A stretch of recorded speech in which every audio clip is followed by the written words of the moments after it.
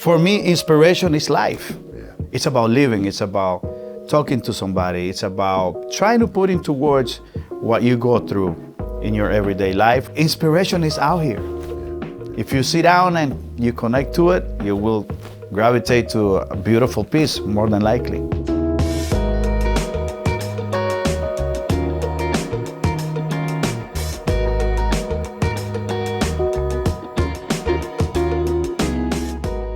Luis, thank you for joining me here. This is exciting here at Criteria. The studio in this room has got so many great memories. I know you've been here many, many times at this studio. And to imagine the amount of great music that has come from not only the studio, right, but just Miami.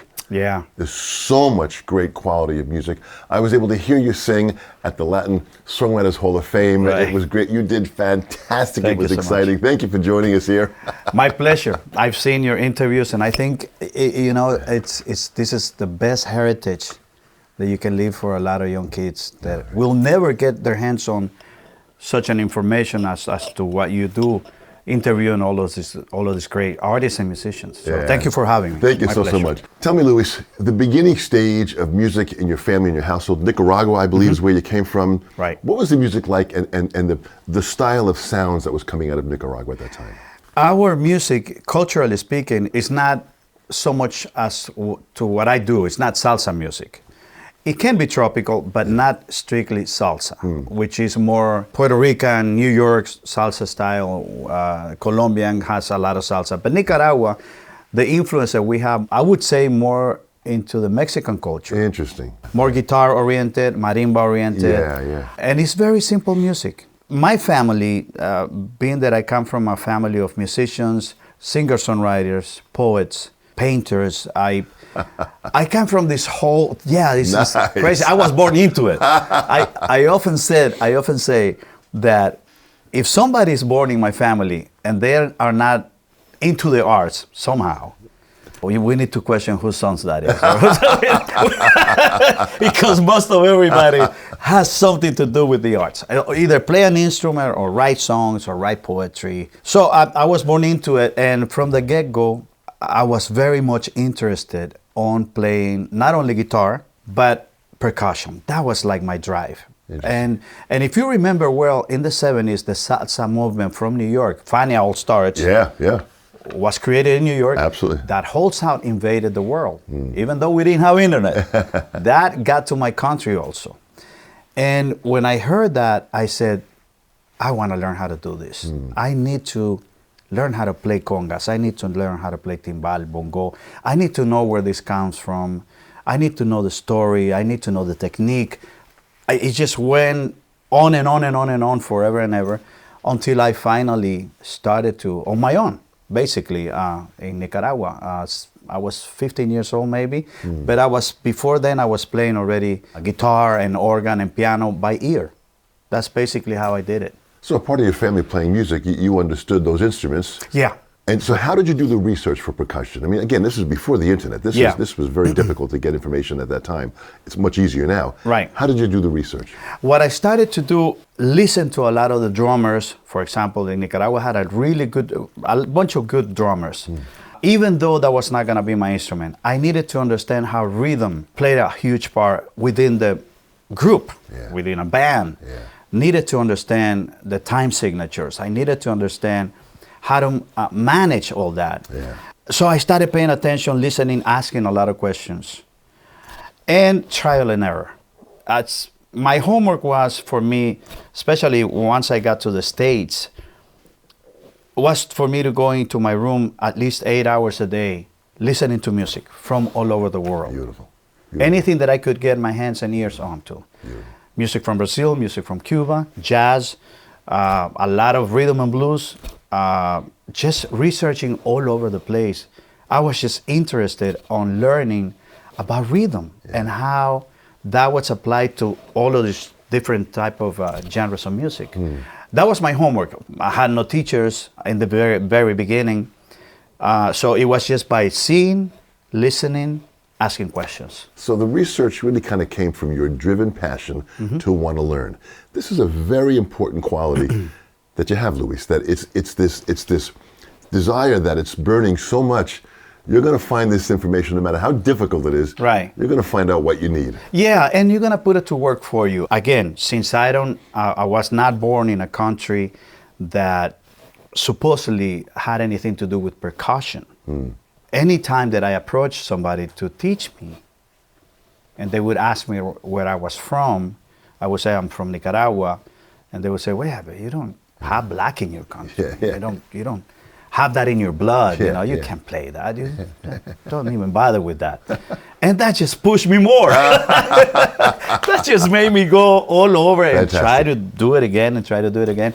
Until I finally got some friends of mine that are still percussionists in the West Coast, which is where I finally, where I first came to the States. I went to Los Angeles in 1978. So how old were you at that time? I was 15 years old at that time. And you made the move from Nicaragua to LA. Yeah, the war was starting in Nicaragua. In 1978, the war was basically, something was going to happen. Yeah. There was a revolution going on. They needed to take the dictator at that time, Somoza, out of power. And something else needed to happen in Nicaragua. So my grandfather decided that he was going to send us to the United States. Now, I didn't understand what that meant, because I had not traveled outside my country. I didn't know anything about passports. I didn't know anything about visas. I had no clue. All I knew is that I was going to get to Mexico, and in Mexico somebody was picking me up, bringing me to the States. That's it. That's all I knew. I had no idea what that meant. And once I was in the States, and I went to high school, and I started to research whether I could continue on to college, because I wanted to really learn with teachers. Up until that point, there was no teachers. It was just me. You were on your own, it was just me. So, and then they say, well, you need papers to go to college. You need documents. And I realized that I had no documents. So my mother had to go back to Nicaragua. I stayed in the United States from 17 years old on my own. Hardly speaking any English, trying to finish high school. And my savior at that time was my music teacher. He said, you're really talented, man. You need to focus on your music and keep playing your instruments and sing in the choir and do everything that we do here in the school. That's how I ended up staying in the States. But it was a really hard journey. Imagine taking one of your kids and dropping him off somewhere. Absolutely. In a foreign land, they can't speak the language, you have no idea any context. No papers, no nothing, and you just drop them there. It's just insane to think about that nowadays. But hey, I made the most of it. It's amazing because those stories, my grandfather coming from Italy in the early 1900s by himself, same thing. I mean, so 100 years ago, it was very, very common for these immigrants to come in that way. In more of the later of the 20th century to have this happen, this is really powerful that you're coming into a country that you don't have the language, but you were so inspired to want to learn. This, Luis, this is a really very important part of I think, of your process here. So when did you start working with musicians? When did that start to happen where all of a sudden music became more prominent in your life? As soon as I started high school, I started connecting with people from different parts of Latin America. That put me in contact with different genres of music and where I could fit in. I could play a little bit of guitar, I could play a little bit of percussion, I could sing backgrounds. Sometimes I would play bass. There was a group that I started with, it's called Mañana es Hoy, and it was a group that used to play music from all over Latin America. So that was my school about folk music from Latin America. I started getting into, music from Mexico, Peru, Bolivia, Venezuela, Colombia, Chile, Argentina, and I was just like in awe. And at the same time, started learning that percussion itself didn't have to be only congas, timbal, and bongos. Which up until then, that's all I knew. That we had other instruments that we could learn about.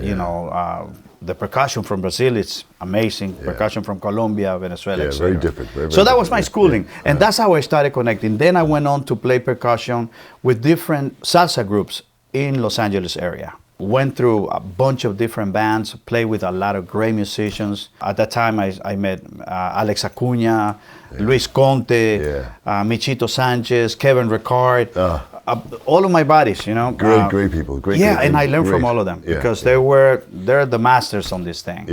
That's how it played out for me, and in the very beginning in Los Angeles, just a bunch of different salsa groups, jazz groups, and small ensembles that played music from different parts of Latin America. But you were pulling, I mean, like Alex Acuña from Peru, you know, you've got Luis Conte from Cuba, so you've got a variety of different people that you're meeting that are giving you even more of the influences of their culture. Right. This was like the university was coming to you at all different levels. Exactly. This was incredible. It's amazing that you say that. I have a friend here in Miami that works with Carlos Olivas, and he's been a part of my life.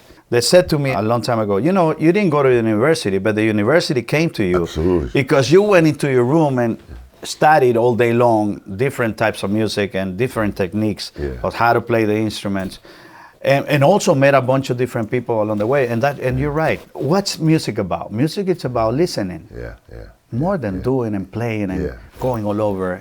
It's by listening, connecting the dots and your heart with other people. And once you learn that that's really the tool, the most important tool, especially when you're in a group, you're gonna learn.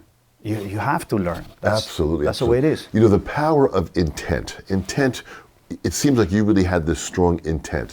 You wanted to learn, you wanted to get as much information as you can. You're still that way. So you're still putting out that message of taking it in that process. Yeah, for sure. What happened now at this point? So now you're meeting musicians, you're playing, you're working. What was the next step? The next step was, there was a band called Versailles in Los Angeles area, very popular. They were making genre that's called charanga, music from Cuba. But they were taking songs, pop songs, including English songs, and bringing them into this genre of music. So they recorded Lady from Kenny Rogers. And they did it in the charanga style. So that started getting a lot of airplay in the East Coast, more so than the West Coast. The owner of the band said to me, you know, you're talented, man. Let's go to Miami. Let's try this out. The album is playing there. Los Angeles is Los Angeles, but let's just go try something else. And you know what? I had nothing to lose. You were how old at this time? I was 24, 25. Okay. And decided I still had no papers. I was still an illegal alien at the time. The situation with my country took a very long time to develop. So we were not able to get any citizenship, any political asylum, nothing. But at that time, Nicaragua was upside down. It was crazy. It was crazy, It was crazy. So we came to Miami, and the record was playing, you know, we were playing around Miami. I started meeting, you know, Willie Chirino, Hansel y Raúl, Carlos Olivas, a bunch of different guys that were into the scene of Miami. And then I started moving along, you know, not even close yet to foresee my life as a salsa singer. I was writing pop songs. I was writing a style more or less into what I would say Al Jarreau was doing at the time, but I was doing that in Spanish. Now, nobody understood that. Any record label that I took those demos to, they would say, what is that? That's not pop music in Spanish. But that's what I had in my heart and in my mind. So I was moving with the salsa genre as a percussionist, a background vocalist, not singing lead yet. Until a soundman in one of the clubs that we were playing at, he said, you know, there's a studio in Hialeah that is looking for a guy to sing a salsa track for their album. And I think you're the guy. And I said, okay, let's go try it out. Went to the studio, met the guys. When they heard me sing, they said, yeah, this is good. And I rearranged the percussion and all that. We re-recorded it. And they said, we need to do more songs with you. Forget about this other thing. Do you have songs? And I said, yes, I do. So I grabbed my guitar, started playing songs for them, and they were in awe. And they were thinking, but are you going to put that in the salsa genre? And I said, yeah, this can be converted into the salsa genre very easily. And that's how my career started. That is amazing. Sound booth recording studios in Hialeah, 1987. that's when I first started recording my first album. So you were writing songs on your own. Yeah. Where did that inspiration come from, writing songs? My uncles were my first guidance as to what and how you say stories in a song. In their lives, they were very committed to socially inclined, political kind of songs. Yeah. I was more into the love songs. And yes, I did a little bit of social songs within my career. But for me, inspiration is life. Yeah, yeah. It's about living. It's about talking to somebody. It's about trying to put into words what you go through in your everyday life, or what you read in a book, or what you see in a movie. You know, it comes from different places. I don't plan a song. For me, to sit down and write has to do a lot with, if I'm co-writing, trying to connect with the other person's point of view. Right. But inspiration is out here. Yeah, yeah. If you sit down and you connect to it, you will gravitate to a beautiful piece, more than likely. So you have to stay open to all of life to allow the music to find you. For sure, for sure. Interesting way of looking For at it. sure. Yeah. And I always say, they say, well, how did you become a salsa singer? Yeah. And how did you find salsa? What made you decide for salsa? And I said, I didn't. Yeah. I didn't dreamed of becoming a well-known salsa artist. Yeah. No, I didn't. Salsa picked me up. And it said, this is the way to go. This is where you can have some saying, some different styles of saying songs within the salsa genre. You are gonna bring something to the game. I was very connected as to being as open as I could for opportunities. That's a whole other thing that kids nowadays need to take in consideration. You know, opportunities. Yeah. But luck. What is luck? Yeah. It's when preparation meets opportunity. Yeah, absolutely. Right? Absolutely. So you get there and you have a chance to play an instrument or to sing a song. You gotta be ready. Yeah, yeah, yeah. You had to have done your homework. What it is that you had in your bag to show to a producer or a record deal or whatever. Yeah, yeah. Because if you hadn't done that, then there's no such a thing as luck. Exactly right. Luck is over. Exactly right. It's done. So you did the session. They love your songs, and you then saw the clarity of where your direction was going to go at that point. Yeah. I was still trying to figure out my style. I had no clue, honestly. I was still more of a musician than a salsa singer. Interesting. So I was trying to figure out, okay, so how do I apply all that I heard before and bring it into this music? Meaning all the rhythm and blues stuff, Earth, Wind & Fire, Al Jarreau, you name it. Yeah. All of it, that was in my bag. And I was trying to figure out how to put that together and bring it into the salsa genre. And then how to bring the music and the influences from Cuba and Brazilian music into my music also. I would say a road that it took a lot of trials and errors as to what my voice was. Right. How was I gonna utilize that and put it into words? My stories, the stories that I wanted to tell, what was I interested on? But yes, salsa was the vehicle. Were there any singers, if you think back now, if you look back now, were there any singers specifically that you pulled influence from? In terms of the salsa genre, yes. I used to love how Ismael Miranda sang. Ismael Miranda is a very well-known salsa singer from Puerto Rico. Yeah. Cheo Feliciano, all of the greats, I would say, you know. But the one that really called my attention, and maybe because he was totally different, and he's still different, he's a master, was Ruben Blades.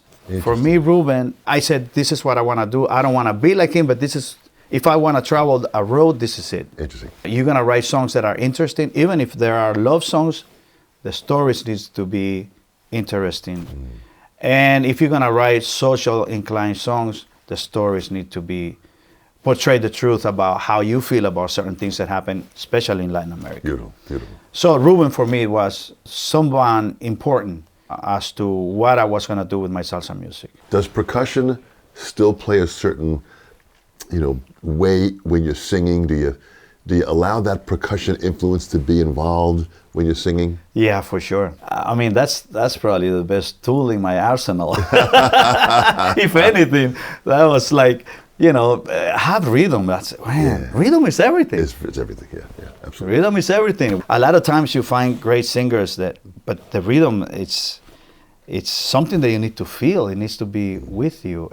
I was trying to explain the other day to a guy that asked me, well, what is this about the clave? I said, well, it's simple. It's a pattern. It's a pattern that you're gonna either learn how to do it. You can write it, you can read it, or you can learn how to do it. But the problem is with the clave is that how do you feel it? Because if you don't feel rhythm, then you're gonna run into problems. So for me, percussion, in terms of singing, in terms of improvisation, rhythmically improvisation within the genre of salsa, it's extremely important. That is beautiful. Did you have any mentors, people that, you know, helped you along the way that you were grateful for, that you just really realized that they looked after me? Yeah, for sure. Musicians, band directors, arrangers, they were very important for me in my beginnings and still are. In terms of music, I keep saying it, I'm still learning. That little kid inside of me from Nicaragua is still, you know, eager to learn and learn more and more and more and more and develop. We just did 2 Grammys, Latin American Grammys, for a project that I went totally out of my genre to do, which is a folk Venezuelan project with a group of guys that are masters in the cuatro playing. A cuatro is a little guitar from Venezuela. A smaller guitar, 4-string guitar. Yeah. It looks like a ukulele, but it's not. Yeah. Extremely hard to play. Rhythmically, it's insane what these guys do. So I decided that I wanted to make a folk album with that. And what happened was, it was an amazing journey of rhythm and learning, basically, from these guys. We won 2 Grammys this year with that project. So I'm still learning. I'm still trying to figure out stuff, you know. 3 Latin Grammys, the Latin Billboards, 2 Ronda Awards. You really are making some real movement forward in the Latin community of what you're doing, which is at such a powerful level. What motivates you? Music first. Music is first. Everything else, awards, fame, money, comes after. But first, music. Pay respect to the art form. Pay respect to what you do and what others have done. Work hard. For me, that's extremely important. Even after 32 years career. 32 years of long, hard work career. And the other thing that drives me powerfully is the fact that here I am, after 42 years in the United States. I came into this country with nothing. Not even having a clue of how my life was going to play out. And 42 years later, I am able to sit here with you and tell you my story. Incredible. And that's powerful. Not only for me, but for whoever is going to see us in Latin America and in the United States. Kids that are probably sitting in el barrio somewhere, in New York, in LA, wherever, and they're asking themselves, how did these guys make it? Oh, I want to be like this guy. Well, yeah, you can. But that takes a lot of work, dedication, respect, love for the art form. Music first. You don't make music to be famous. You make music because you love it. And because you want to give something very powerful to the world. For me, that's always been my Bible. You gotta utilize this vehicle to empower others at the same time. And to be able to fill the world with love. That's what we've always More than been. ever. More than ever. More than So ever. that's what drives me. All of these things that I've gone through in my life and how I've gotten here, I could have gone many other routes. You know, I've always said that the United States is like an amazing, huge table where all the cards are just there for you. And you can either be the best professional at what you want to do, or you can be the best bummed. You can be whatever you want in the United States. We don't have these opportunities in many other countries. For me, to be able to walk this road and be able to make music with so much love and so much passion and still wanting to learn and still want to make stuff happen is because of the love and the respect that I've always had for the art form. But what's amazing about it is that as an immigrant, you have supported and the struggle and the rights for many, many immigrants by going to different forums, conferences, raising the message of openness and collaboration with the social networks. You really are involved with understanding that that's an important part of what America's about, for sure. And your story, as many other stories that have come in. Well, we're all immigrants. You just said it. Your grandfather, right? Absolutely, totally. Was from Italy. Yeah. So I don't agree, and I gotta say that I don't agree that the coming illegally into any country is the best way to do things. Right. Now, how do we stop that, and how do we create immigration laws that are more humane? Yeah. Because that's what we're all trying to achieve. You know, at the end of the day, you have a bunch of immigrants here that contribute to this country, and illegal immigrants that contribute to this country. So you have to somehow create laws that are more humane, that pay respect to the other's life. And that's basically what I've been supporting. I lived through it. I'm a witness to that. 10 years as an illegal alien in this country, without even knowing what was I in, what kind of a problem I was in. Anytime that I get an opportunity to speak about that stuff, I do it. That's a beautiful, beautiful cause, for sure. In closing, Luis, we've got these students that are out there and they're listening and they're inspired by your career, they're inspired by your music, they're inspired by every one of the words that you've said. What would you say to them to give them this chance of being able to have a little better avenue, a little better path of them trying to achieve what they want to achieve? What advice would you give them? Knowledge is power. You have to know. You have to investigate. You have to study if you can with a teacher. If you cannot afford it, do it on your own. There's enough information out there, good information, that you can get your hands on and study every day. Pay respect to the art form. Pay respect to the music. Music first. That's it. Anything else, it's after that. But do your homework. You need to prepare.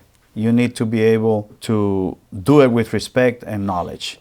And for me, that's more than enough. That's what you need to keep moving forward and achieve your dreams. That is absolutely beautiful. If there's ever anyone that I've sat across from where music first was the theme of what they focus on, you are absolutely it, Luis. I thank you so much on behalf of the Sessions panel. Appreciate it. Thank you. Great job. Dom Famularo here, the Sessions panel. This is so exciting. Thanks for watching. Thanks for subscribing. Click the subscribe button to be a part of what we're doing. The views help us tremendously. All of your comments, we read them and react to them. This is incredible. The support you're giving us is great. The Sessions panel. We'll see you real soon.